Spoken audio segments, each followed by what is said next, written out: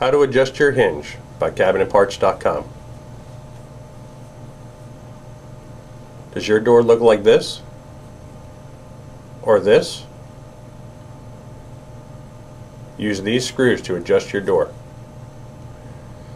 This screw moves your door left to right, as illustrated here. This screw moves your door front to back, as illustrated here. This screw moves your door up and down, as illustrated here.